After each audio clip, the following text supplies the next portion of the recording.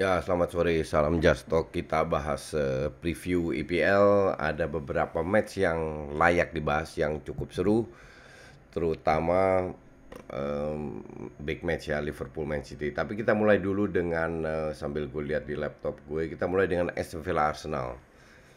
Arsenal terakhir kalah, tapi ada tapinya.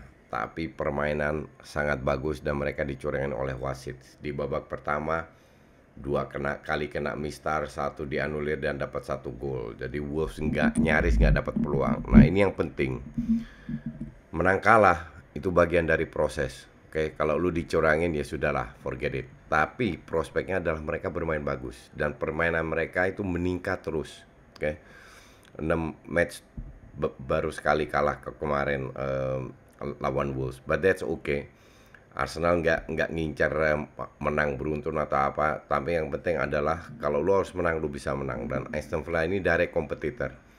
Maka dari itu mereka akan berikan segalanya agar bisa meraih 3 poin di Aston Villa. Apakah itu bisa? Sangat bisa. Tapi kalau performanya ngedrop bisa juga kalah. Nah, kalau seandainya full tim yang turun, yaitu Lacazette, kiri Auba, Emil Smith Rowe atau PP, Auba atau PP main bagus 3-4 match terakhir, dan Bukayo Saka, Partey sama Granit Xhaka di tengah, kanan Bellerin atau Cedric, Tierney, Gabriel sama Holding. Nggak ada alasan untuk tidak menang ya. Pertahankan permainan seperti ini, dimulai dengan Granit Xhaka dan Partey yang berani main ke depan, yang punya nyali, mobilitas tinggi, dan ya gue cuman bilang gue ngelihat Arsenal definitely bisa menang asal nggak dicurangin oleh wasit. Oke. Next matchnya Newcastle Southampton nggak usah, Fulham, MU lawan Everton. Ya, tadi di DPI Fuad agak gimana kalau karena dia melihat track record lawan Everton nggak begitu bagus. Tapi kalau gue ngelihatnya beda. Track record itu kan yang dulu-dulu. Pemainnya udah berubah, pemainnya beda. Jadi kalau gue bilang nggak usah takut. Performanya MU ini kan sebenarnya lagi naik. Setelah menang Southampton walaupun kalah di kandang lawan Sheffield. Sementara Everton, untuk gue, Everton ini apa ya?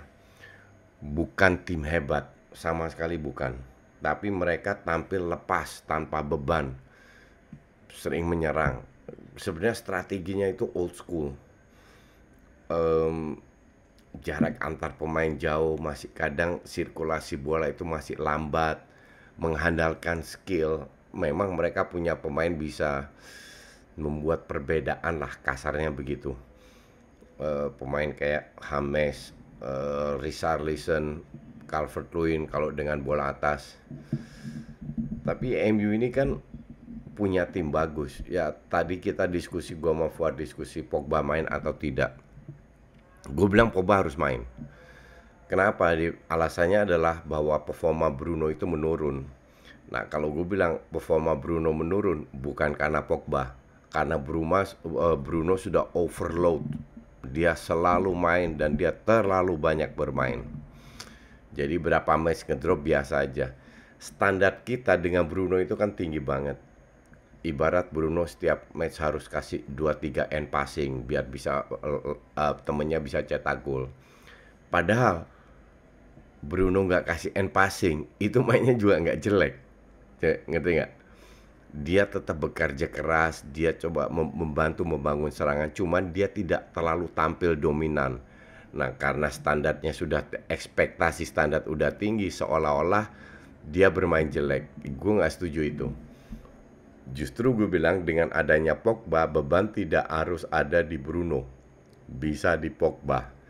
Sekarang mereka bermain di luar Sheffield ya. MU main beberapa match itu bagus banget.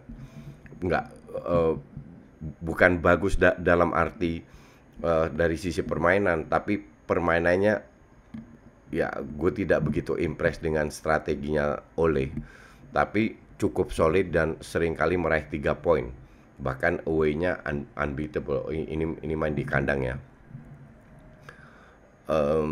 karena mereka punya pemain berkualitas, sesimpel itu. Strategi nggak begitu bagus, nggak begitu berjalan, that's okay. Selama lu punya pemain berkualitas, ya you still get 3 point, gitu nggak?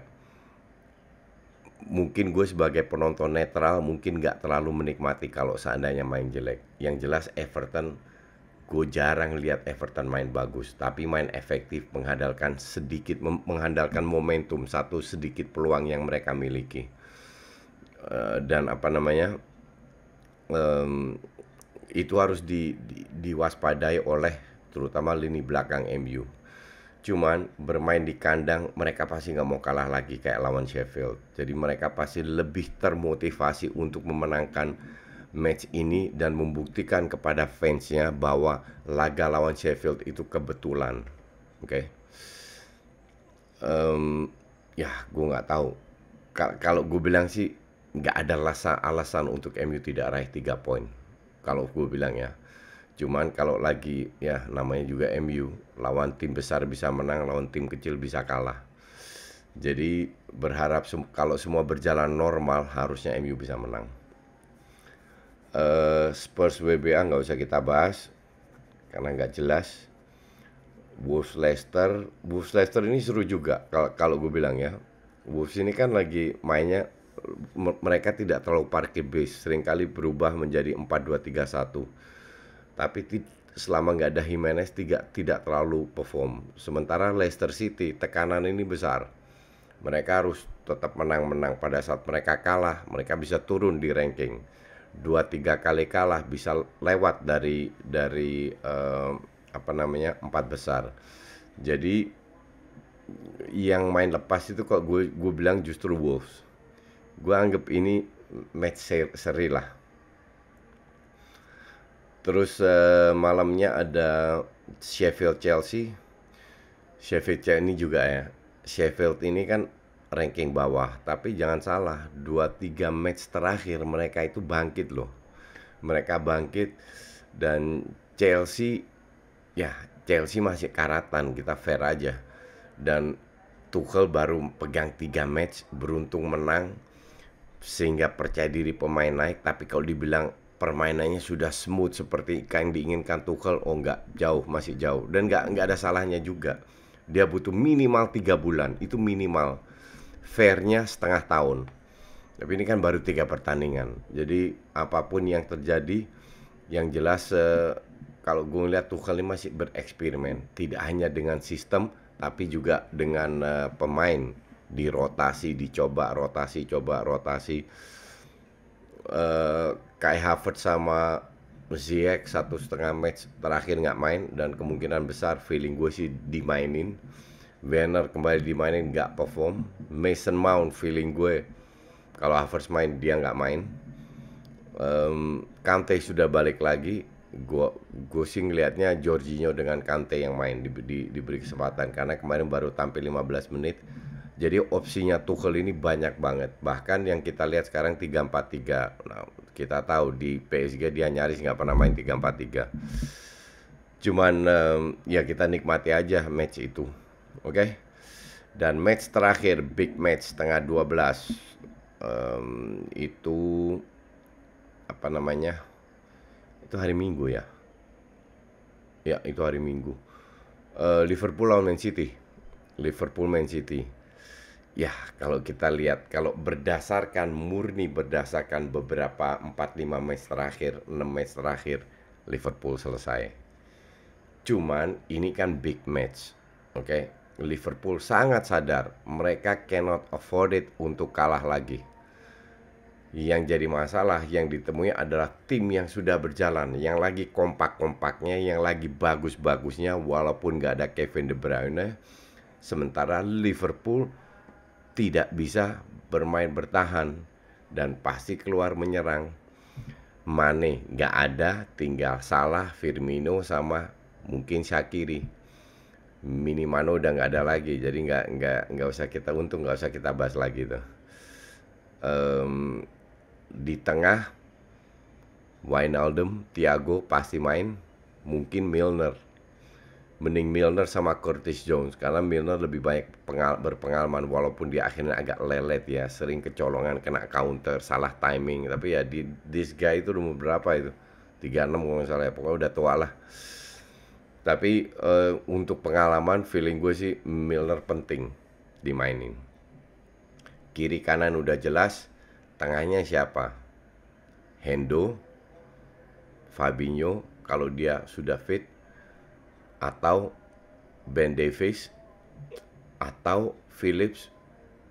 Nggak banyak pilihan, nggak banyak the best pilihan. Idealnya sih Hendo dengan Fabinho, tapi ini kan dua pemain tengah yang dipaksa untuk jadi dua center back. Ya kita nggak tahu.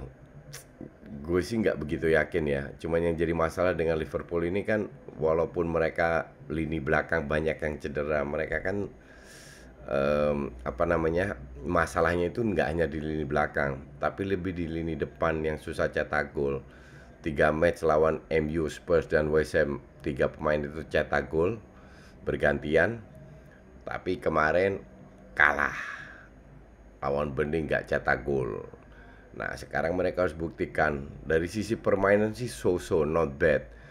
Strateginya oke, tapi eksekusinya Robertson sama Alexander-Arnold bukan levelnya mereka seperti biasa. Dan itu bisa dimanfaatkan sama City. Ya walaupun Liverpool bermain di kandang, sudah 2 kali kalah lawan tim papan bawah loh. Gue sih tetap unggulkan Man City, tapi unggulkan City tipis. Tapi this is a good match, this is a big match. Dan kalau Liverpool sana bisa menang di papan atas akan lebih seru. Tapi kalau Liverpool kalah, percaya City lebih meningkat. Apalagi kalau sana MU kehilangan poin, tambah pede aja. Oke, sementara itu dulu. Kita ketemu lagi di hari Minggu dengan review. Thanks for watching.